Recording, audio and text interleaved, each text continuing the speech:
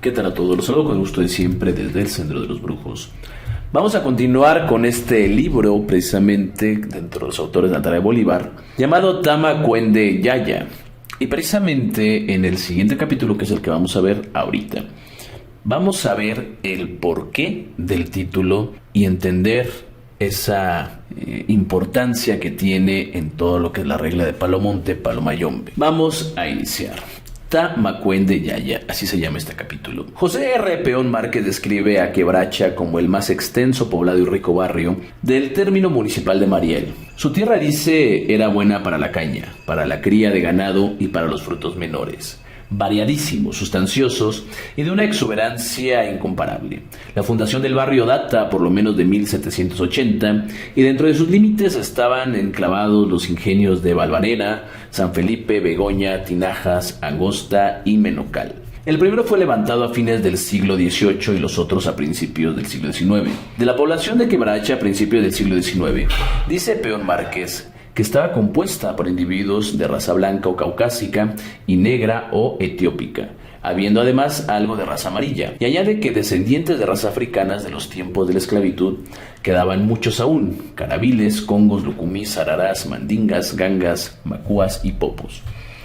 No faltaba que en Quebracha una iglesia parroquial originalmente constituida de madera y de tejas, la cual, no obstante su buena factura, fue derribada por un ciclón en 1871. Sus imágenes fueron a parar a las casas de numerosos fieles, quienes lo conservaron amorosamente hasta que pudieron ser expuestas en un nuevo templo, esta vez de mampostería, terminando en 1885. Un año después fue destruido cuando el ejército Mambi quemó el lugar en campaña de la invasión. Reconstruida nuevamente, otro ciclón en 1906 la echó al suelo. Finalmente, en mayo de 1911, el entonces párroco de Mariel, Balbino Ocarín Jauregui, emprendió su construcción e inauguró la nueva parroquia el 24 de septiembre de 1912 para honrar a Nuestra Señora de las Mercedes, patrona de la localidad, cuya imagen ocupó el altar mayor, flanqueado por otros 4 altares destinados a la Caridad del Cobre, a Nuestra Señora del Carmen, a Santa Lucía y a San José. Sin embargo, hay otra deidad en Quebracha que Peón Márquez no menciona, pero que ocupa un sitio prominente en la devoción popular y que cuentan con su propio lugar de adoración. Se trata de el San Antonio africano. Rarísima talla de madera negra de entre 37 centímetros de altura. Sus devotos lo han visto con finas ropas blancas o moradas y ha cubierto su cabeza con un turbante. Carece de ojos. En su lugar, el escultor hizo 2 pequeños agujeros. Su nariz es más bien alargada. Una vez al año, en la madrugada del 13 de junio, un devoto lo baña con aceite.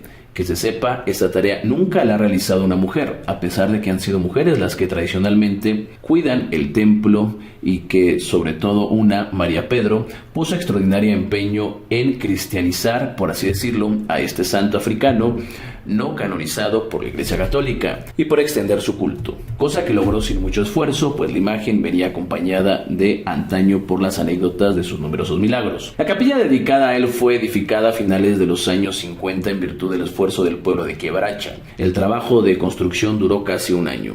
Cientos de peregrinos de todo el país concurrían a ella el 13 de junio, especialmente bien recibidos eran los niños, a quienes agasajaban con todo género de regalos. Ese mismo día se servía la que llegó a conocerse popularmente como la comida de San Antonio. Colocada sobre las hojas de plátano en el piso de la capilla, los niños, privilegiados por el favor de este santo negro, comían primero. Los adultos se servían de lo que sobraba. Todos los platos eran cocidos o fritos en aceite.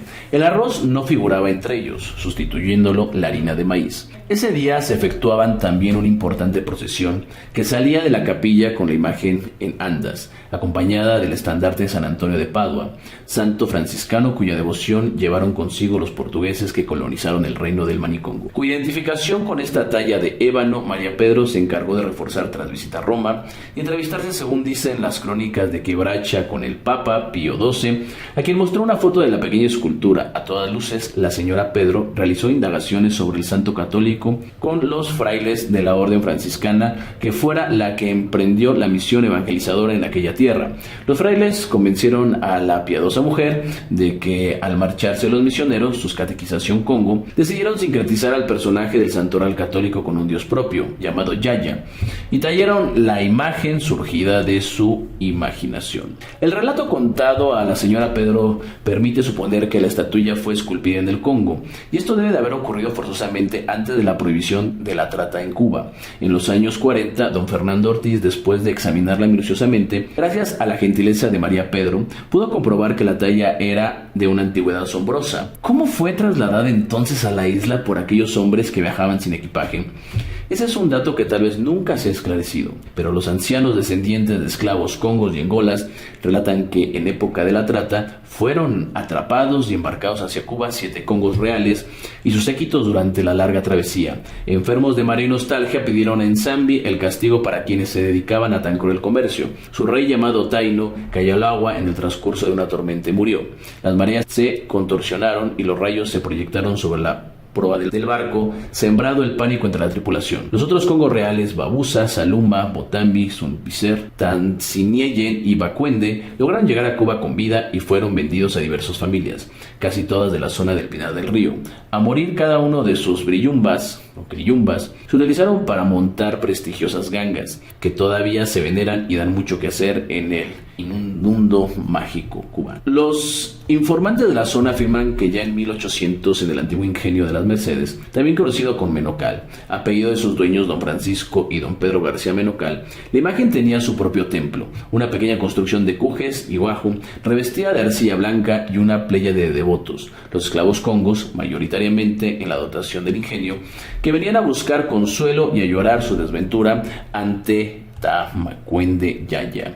Cuenta la tradición oral de la zona que al ser abolida la esclavitud en Cuba, los congos fueron a refugiarse en lo que después se conoce como el pueblo viejo de Quebracha, llevándose consigo su imagen. La casa número 195 de la antigua calle Maceo fue su nuevo hogar, donde permaneció hasta la edificación de la capilla en la que ahora reside. ¿Cuál es pues la verdadera naturaleza de este santo Antonio Negro, que tiene un nombre en palo mayombe? Más que la imagen africana de un santo católico, sería muy difícil reconocer en esta rudimentaria escultura del santo varón paduano, venerado y seguramente descrito a sus discípulos africanos por los misioneros que ejercieron su labor en el dominio manicongo. Recuerda a las engangas encontradas por Lamán en la zona, a las prendas más especiales y elaboradas, las que semejaban figuras humanas y escondían el bilongo en una oquedad de su base o de su cuerpo. Poca importancia tiene, creemos, que se le llame indistintamente San Antonio o Tamacuende. La historia, y no solo la cubana, abundan en ejemplos de identificación de las deidades de culturas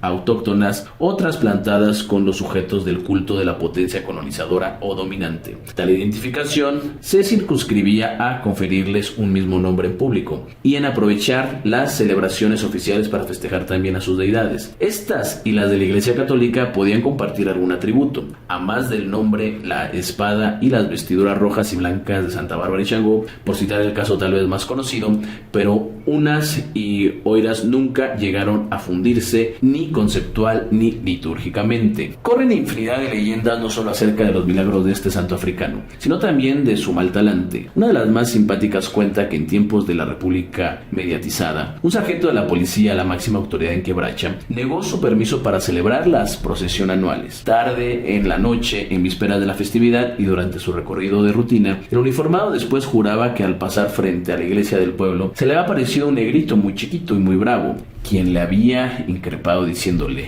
«¿Tú no vas a dejar que la gente toque a mí?». El sargento pasó tal susto que se apresuró a autorizar la festividad no solo ese año, sino también en años sucesivos. Cuentan asimismo los creyentes más ancianos de Quebracha que hace mucho tiempo, a principios de este siglo, Tamacuende se encolerizó y le viró la espalda a sus fieles los congos que lo cuidaban. Desesperados trataron de hablarle y convencerlo.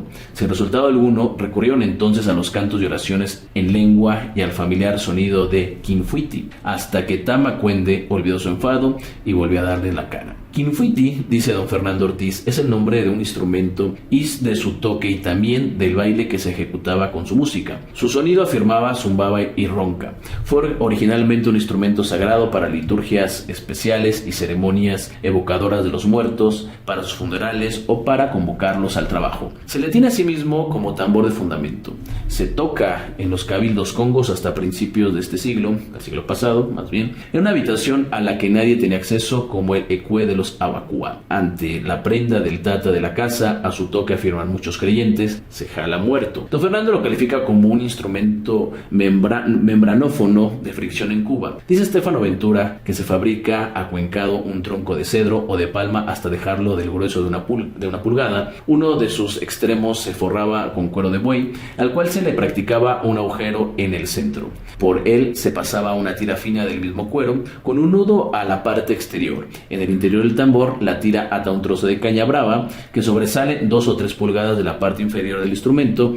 Quien lo toca debe humedecerse las manos con agua clara para poder friccionar adecuadamente la caña brava, cuya vibración se transmite a la tira del cuero y de esta hasta el cuerpo del tambor. Esa es la vibración que llaman a los espíritus de los difuntos. En ciertas ocasiones, el quinfuiti es acompañado por otros 2 tambores y una guataca. En sus peregrinaciones a lo largo y ancho de la isla en busca de las raíces africanas de la cultura nacional, don Fernando Ortiz localizó algunos quinfuiti en cabildos congos en las ciudades de Remedios y Placeta, en el central Manatí en Oriente, en las cercanías de Batey, del central Orozco, en Pinar del Río y por supuesto en Quebracha, donde hoy los hacen zumbar y roncar los jóvenes descendientes de los esclavos congos y otros que, como ellos, se han adentrado en el mágico universo de las reglas del Palo Mayombe. Aquí estamos viendo historias, estamos viendo realmente esos datos. Y esto es muy importante y esto realmente debe de ser algo que esto es una real contribución a todas las personas que están en el culto del Palo Mayombe. Hay que saber nuestras raíces como religiosos, como participantes de este culto. Hay que saber también de dónde vienen los ritos, cómo se dio todos estos movimientos, cómo es que esto llega aquí. Y de esa manera, al darnos cuenta de la historia, al entenderlo, vamos a crear aún más aquel respeto. El conocer lo que hacemos también es importante. Qué pena, imagínate que te digan, oye, a ver, cuéntame la historia de tu religión, o cuéntame de dónde viene, o cuéntame antecedentes, y que tú no sepas nada. Esto por eso comento que es para paleros de verdad, para personas que están o se quieren meter realmente de lleno en lo que es este culto. No a personas, digamos, que toman esto de forma superficial o personas que ven esta forma utilitaria. Yo lo que quiero con esos programas es que ustedes se den cuenta de las grandes y ricas raíces, historias que tiene el Palo Mayombe. Son muchas, son miles, y hay que entenderlas. Y solamente cuando logremos entenderlas es que podemos nosotros vivir este culto. Porque el Palo Mayombe, más que un culto, más que una religión, se tiene que entender como una forma de vida. Yo te comento que suscribas, que comentes, que des like, que participes en los foros, tanto en WhatsApp como en YouTube, como en Facebook. Que es muy importante que des like. Bueno, de nueva cuenta, yo me despido de ustedes. Les recuerdo que están aquí en el Sendero de los Brujos. Muchas gracias.